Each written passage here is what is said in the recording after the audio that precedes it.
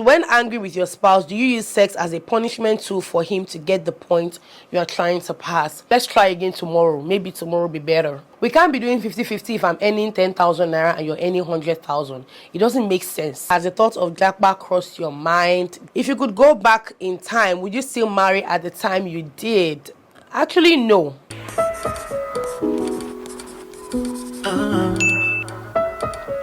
Hi beautiful people, welcome to my channel. I am so excited. I don't know, I feel really happy. Why? Because the sun is coming down and it's looking cute and I'm feeling very good. But how are you guys doing? Welcome to my channel. My name is Chinyere if you're seeing me for the first time. Today we're just going to be doing a Q&A because Q&As are very important in this YouTube journey, because sometimes along the line as we post videos we get new subscribers and new people. Someone left me such a sweet comment a couple of weeks ago and the person said, okay, I found you through I said what I said and I'm really happy that I found your channel. And the person was like, oh, I don't know how I've not come across your channel all this while. So to all of my new subscribers, it's good to have you guys here.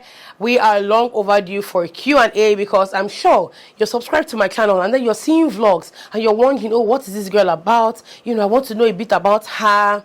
Yeah, so that's why we're doing this Q&A. So I put up a question box on Instagram and I also put one up on my YouTube community. And I'm very sorry, but if you send me a question to my DM, I most likely will not read it because I can't find it. So that's the reason why we put out question boxes, so that when it's time for us to answer, we can easily access the questions. Sometimes questions are long, so they can't fit into the question box. Starting from the very first question, this question says, how do you keep your privacy and not be secretive with your females who feel entitled? I do get this question in a sense that I feel like when you're friends with people, you share your joys and then you also feel like you should share your sorrows. But I've had cases where I'm friends with someone and then we talk about all of your issues, you know, the bad things that are happening in your life, but then when something good is happening in your life, you kind of keep it away from your friends. And I find this a bit weird, and let me know what you guys think about this. But this has happened to me before. So I'm friends with somebody, you tell me all of like the deepest things, that's the weirdest things that have happened in your family, personal issues, right, that you would only share with people that you trust. But then when something good is happening in your life, you keep it away from your friends. I'm not saying that your friends are in any way entitled to these things. I do feel that as much as we're friends with people, we can still choose and pick when to let what information out. So at the end of the day, it still boils down to understanding. At the end of the day, when we find these things out, you know, we can have these conversations, right? We can sit down and have these conversations and, you know, I'm like, okay, so why didn't you let me know? Because I like to be upfront about things. Even eventually when a friend decides to share that, okay, this is what has been happening to me for the longest time, I don't want to just keep quiet, because I noticed that a lot of people have relationships, whether marriages, whether platonic relationships, or even relationships with the same sex, and people have relationships where they cannot have tough conversations, where they actually ask each other questions and they get down to the tough issues. You know, those difficult conversations that you try to avoid, they don't help to build your relationship or your friendships with those people. So as much as you might want to keep things away from them, I think that it's also fair if they want to know why you are keeping these things away from them or why you kept it private from them, and then they can move on from there. So if you feel that, okay, you didn't tell me this thing because you don't trust me enough, then I can now decide to maybe not share stuff with you as much as I would want to, because now I kind of know where your stand is on our relationships, or like how much you trust me.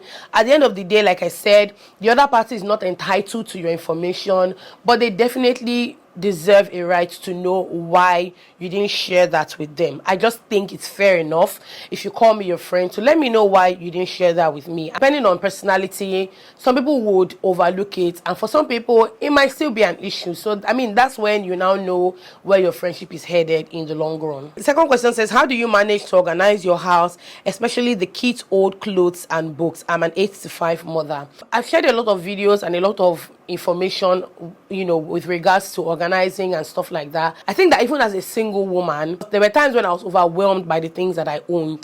Decluttering is one thing I would say mothers especially need to take good advantage of and need to make out time for. One thing I would say is find organizations find places, you know, where you can pass your children's clothes down to. There are a lot of them. There are people who do charity runs, and they go, you know, to orphanage homes, or they go to less privileged homes, and then they give out clothes. I've talked about this on the channel a lot, where I told you guys that I have an organization where I send my clothes to for women, widows, people who cannot afford these things. You know, it could be your church. My church also does that, where I think once every single month you can bring in clothes that you have that you're no longer using. First step is finding these places, because if you don't know where to keep them, then it's almost like, okay, if I'm going to declutter, where exactly am I going to send these clothes to? And then it becomes a problem from the beginning. To be able to organize properly, and to have a good organization system that works for your home,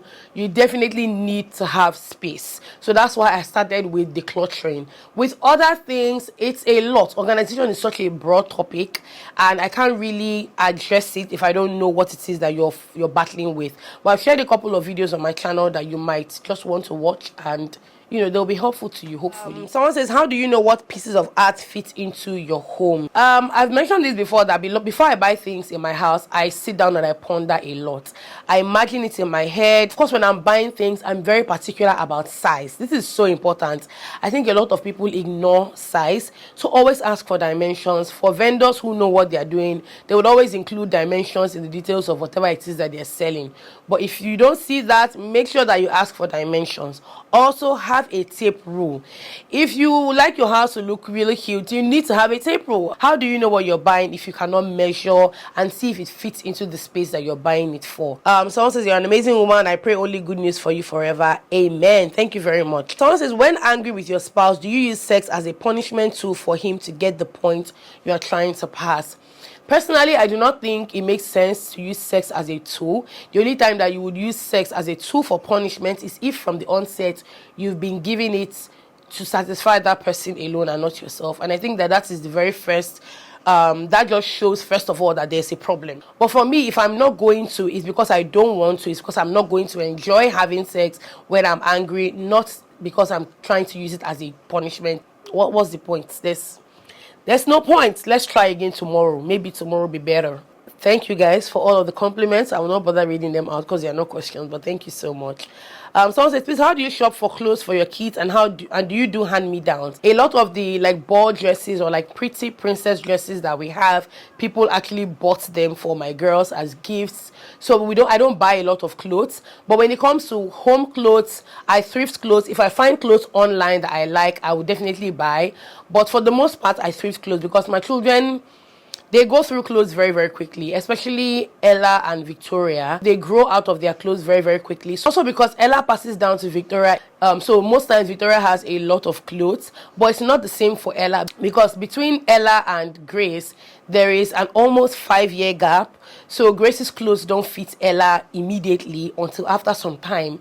So most times we find people to give Grace's clothes to, and then I have to buy clothes for Ella because nobody's passing down to her. So it's just a bit tricky, but we make it work. Are you on any family planning method? If yes, which one? I'm not on any family planning method for now. How do you get brand endorsements? Do you send out proposals? If yes, can I get a sample? I would say that 95% of the brand endorsements that I've gotten have come to me. Let's say 99% of the brand deals that I've gotten have actually come to me. I have sent out proposals a few times, and what's funny is that for the few that I sent out proposals for, the deals come years after. So most times I feel like it's not because they saw my proposal, but it's just because they stumbled upon my content.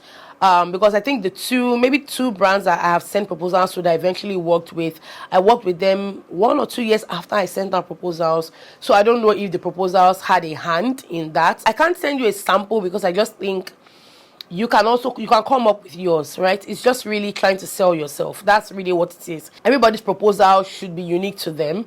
You sell yourself the way you want to sell yourself, whether it is telling the brand what your numbers are like, how much your engagement is, what it is that you like to do. Just basically sell yourself and make it believable. What's your best way to distress? My best way to distress really is just watching movies, and hanging out with my girlfriends. That is such a sweet way to distress. Hanging out with my friends and, you know, just chatting about life in general.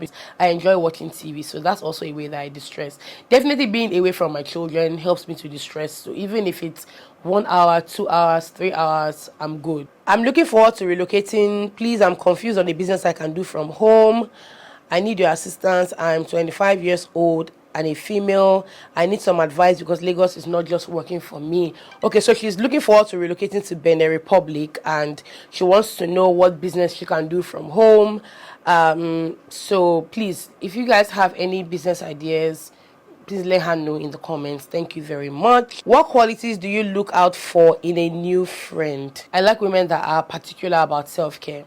I also love women who know themselves. Like, I love women who are self-aware. And there's always that room for improvement. They always want to do better. They always want to know better. They always want to perform better, you know, for themselves. All of the qualities that I possess myself are the things that I would want in a friend, and of course, and more, because there are things that I probably don't do well that a friend will be able to, you know, assist me with, or, you know, call me out on and say, oh, I don't think you did this well. I like women who are brilliant. I like intelligent women who can have intelligent conversations. I also like women who are not judgmental. And that is not to say that there are no cases where you have friends who are like that. But sometimes your friends will end up seeing reason with you. And that's why I said a person who is open to improvement is also very important. How do you clean your window blinds, especially the white ones? So every single week we clean our window blinds. We used to use the pink stuff. They have this cleaner. I can't remember the name exactly. But we used to use the pink stuff to just spray down and then we clean with a rag. But when we ran out of that, we just put dish soap in water, or you can use detergent, and then we just dampen the rag. We squeeze out as much as we can and then we clean. So we clean our window blinds every single week. Sometimes it depends on the quality of the window blind you use. Some of them might start to peel after a while, but really I'm all about getting the dirt off. I don't really care if it peels. I just need it to be clean. So you might experience that. So that's why I said maybe you can wring out the rag properly, or maybe you don't do once every single week. You can do once in 2 weeks. Maybe during the week you can just dust with a, what they call this thing, this like microfiber thing that's fluffy. You can just dust with this extended microfiber cleaner, and then maybe once in 2 weeks you can do the rag soap in water thing. So yeah. Does your hobby give you maintenance money? So it's not like there's ever a time when you say, okay, take, oh, this is maintenance money. Because my first line of action is always, I'm going to do my nails, I just go and do my nails with my money. I'm going to do my hair, I just go and do my hair with my money. That is the very first thing I would do.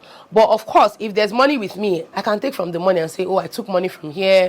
It's not really oh, he gives me maintenance money. So that doesn't happen for us. What's your take on 50-50 money-wise in marriage? When it comes to 50-50, it still differs from home to home. At the end of the day, I think that things should just be done sincerely. It should be a sincere schedule. So it means that if you know how much your partner is earning, you know that they cannot afford to bring this amount, and you can afford to bring this amount, then you just need to find a way to work with that. We can't be doing 50-50 if I'm earning 10,000 naira and you're earning 100,000. It doesn't make sense. The same way we cannot be doing 50-50 when it comes to splitting the chores. If you as my husband comes back home at 12 a.m. because you work very far away, and I come back home by 7 p.m. I don't expect you to come back by 12 a.m. and start cleaning the house with me. I don't expect you to do that, you know. And I think that's where the sincerity comes in, because we are both looking at each other's schedules, we're looking at what we have available, and we're working together. So I think that when we start doing the whole 50-50, it becomes such a selfish process. And I think you need to also know the person that you're married to. So do I believe in 50-50? If it works for you, why not? You know, there definitely has to be a pattern of things, or a pattern in the way you both make money, that you're both able to bring 50-50. And of course, a pattern in other things like house chores, home management, in a way that you both are contributing equally as well. It can never be completely equal, but at least in a way that is fair to both of you. So yeah. If it works for you, why not? How difficult is it combining motherhood and content creation? It's tough. I was looking at somebody's stories today, and she was saying she woke up, she's extremely tired, but she has videos that she's supposed to post. And in my mind, I was like, I can imagine how this person feels. Like, I understand how she feels. And then I just said, but now I'm feeling the exact same way, and I have 3 children to cater to. So imagine it being difficult for people who are single with no children. Now imagine what it's like for those of us that have children to handle and homes to take care of. Because even though I have people working in my house, my eyes still need to be on ground. I still need to know what's available, what's not available, what my children are eating. I'm a very hands-on mom, so I'm very much involved in everything that's going on in the house. So even when I'm creating content, I'm thinking of what's going on outside. Oh, what's for dinner? What's this? So it is very, very tasking. Sometimes it feels like my head's about to explode. So it definitely is difficult. And I think that's why we like when schools are in session. It gives me more structure when the children are in school, because I know that I have between 8 a.m. to 3 p.m. to work, and it's just a better structure for me as opposed to when they are home throughout the day. So yeah, it is difficult. Being a mom, do you ever get anxious letting your girls out of your sight, that is to school? Yes, I did initially. I think when my children just started school, I definitely felt like that. In fact, I feel a lot more comfortable now, because first of all, my children's schools are not very far away. I think if their schools were farther than they actually are, I would definitely feel anxious just letting them out of my sight. And I think that's very normal. That's very normal for moms to feel that way, because once your children are out of your sight, you are no longer, in fact, when your children are with you, you're not even in control of what happens. You can just turn your head and they would fall and hurt their mouth, or break a tooth, or break an arm, or break a leg. So now imagine them out of your sight, where other people are now in charge of taking care of them. So it definitely can feel like that. Do you plan on relocating? Let's watch and see. Let's just watch and see. Not a question though. I love the way you take care of your household. Thank you so much. With everything going on in Nigeria, has the thought of Jackpot crossed your mind? Definitely. Why did you send your daughter to boarding school? I've answered this question 1 million times, 1 billion times. She went to summer boarding school, so it's not full term boarding school. It was just for about 4 weeks, just for summer classes for the Cambridge Checkpoint IGCSE exams she has to take sometime later this year. So yeah. Mrs. Abang of Life, how do you do this motherhood thing? I admire you a lot. I'm just pushing, just like every other person. When is your meet and greet happening? I've never thought of a meet and greet in my life before, honestly. I think somebody asked me this question on one of my live videos, and honestly, like I said, I've never thought of having a meet and greet. I don't know, maybe. I think it's the logistics that scares me, because I'm always like, oh, how do I do things in a way that, everybody has fun, and, it's also like, oh, do you guys really want to meet me? What will we talk about? What will we do? So I've never thought of it. You have beautiful skin. Please, can you share your skincare routine? I think I've shared this a couple of times, but right now I don't have a consistent routine, I would say, because some of the products I used to use are done, and then I started using some new products, so it's not really consistent for now. So it's not something I can share right now. If you could go back in time, would you still marry at the time you did? Actually, no, I won't, for a lot of reasons, and I'll just share a couple of them. First of all, I definitely want to experience living in my own house. I've always been a very organized, orderly, homely person, because even in uni, there was just a way I kept my corner and everything. I definitely crave that alone time that you get, with being single and not living in your parents' house. I definitely would want to give myself some time to stay on my own, work, travel. Not like I can't travel now, because it hits different when you are traveling as a single person without any responsibilities behind. You come back and you can just ease back into life, as opposed to coming back to meet your responsibilities. So yes, I will not get married at the time I got married for those reasons. Those are just few of the reasons. Say something sweet to them, grandma and brother and sisters. Grandma, I love you. I'm grateful to God for your life. I'm grateful to God for keeping you healthy. And I pray that you live long to enjoy your children, your grandchildren. And I just pray God keeps you strong and healthy. You're a very strong woman. You're a very, very strong woman. And I pray that God keeps you healthy and alive for us to spoil you silly. For my sisters, should I join them? Should I combine them? For Tochi, I love you. You're fun, even though sometimes you can behave like an old woman. But I love you. I love that you're my sister. I love that we used to fight a lot when we were younger. Now our fights are more like low-key. It's like low-key jabs, you know, when you're just jabbing each other low-key. Chioma, my baby girl, love you. You are the typical younger sister. Such a fun person. We discuss about a lot of things. So many topics we can just have really good conversations about, and it doesn't feel like there's like a 9-8 year gap between us. But I love you so much. For my brother, I love you, Bobo. I miss you so much. You are very annoying, but I miss you, and I want us to travel together. Actually, I would love myself and my brother to travel together because I think he's a really good tourist. So I am praying to God that we just have one trip in this lifetime, that we have at least one trip where we just go together, we travel together. That would be so much fun.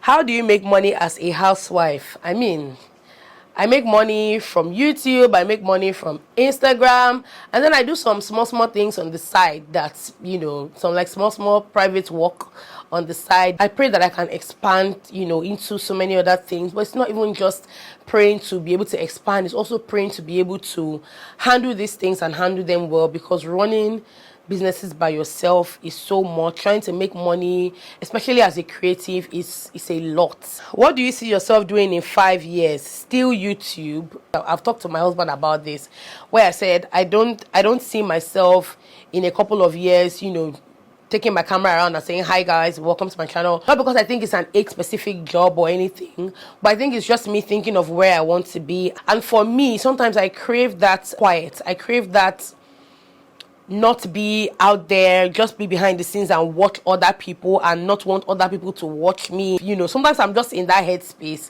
and I think that's why I feel like I may not be doing YouTube in 5 years. I don't know how it will be. I don't know where my life will be. Another thing is that I'm not someone who puts timelines on the things that I do. I don't say, oh, in 10 years I want to be.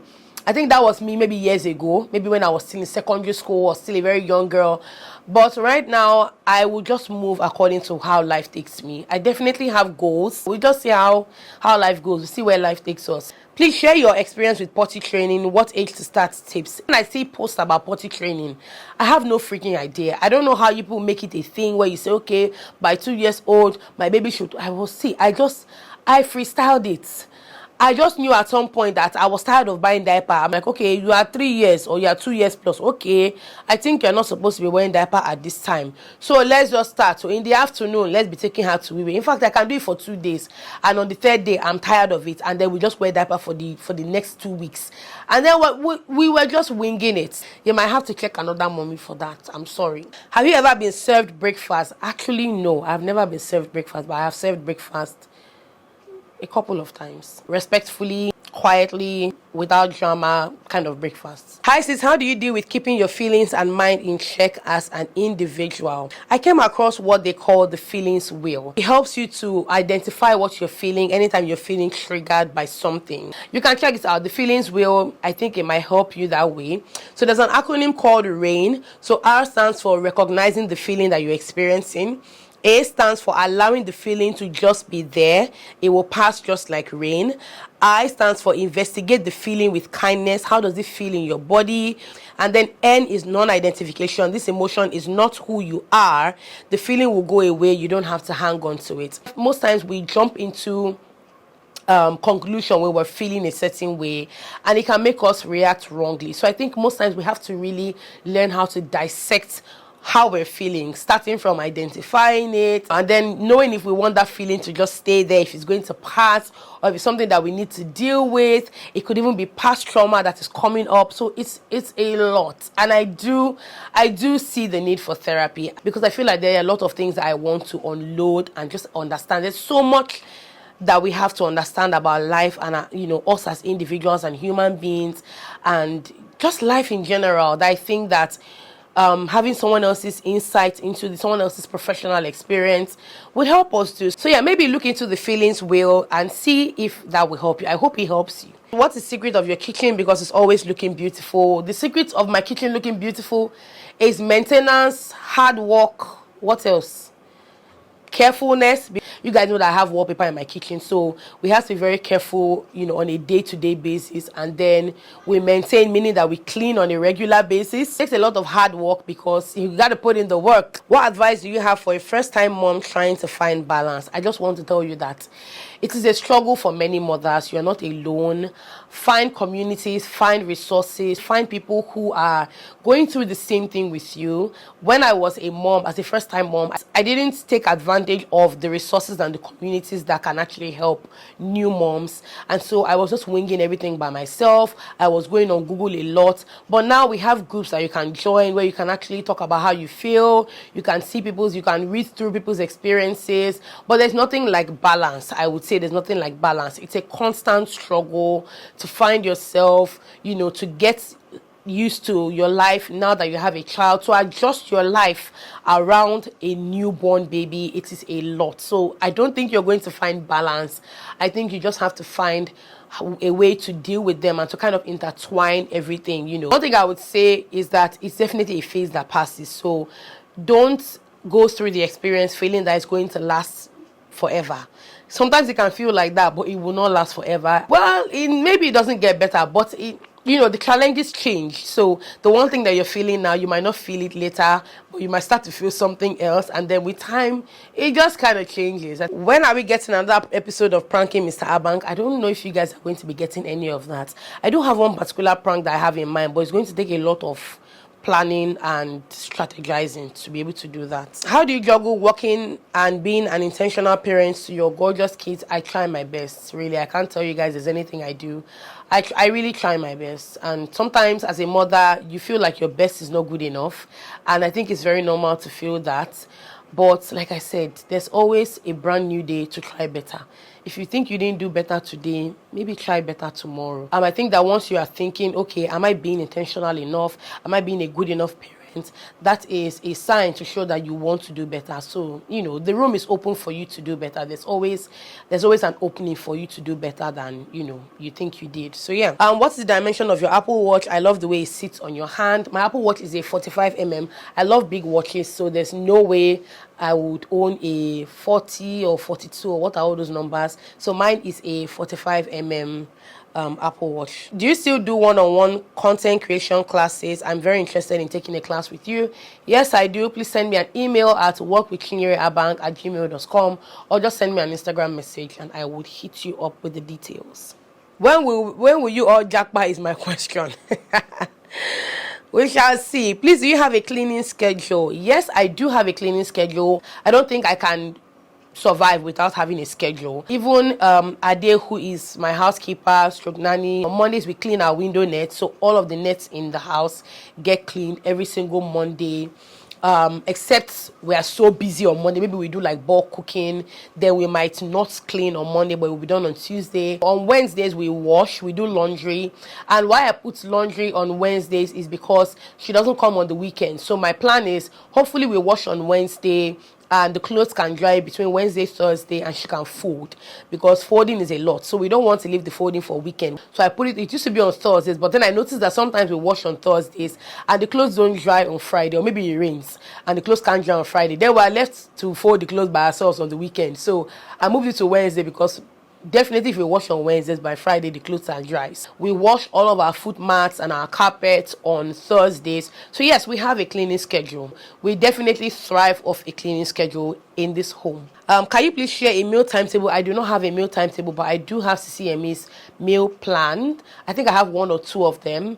So you can check her page out. She sells her meal plan. She has one for children. I think it's called the Little Cookbook or so. Please check her Instagram out or her YouTube. Her links are always in her description. What's the best approach for teaching the girls personal hygiene? Looking for pointers for my girls. I think that the best tip is really by showing them, because they are children, and honestly, you can hammer these things into their heads, but if it's not something that they find important, they will not do it. What is important to you is not as important to them. My three girls are different in the sense that one of them is not interested in how she looks. She has her bath, she would rush on, wear deodorant, she's out. She doesn't care. She might not even wear body cream.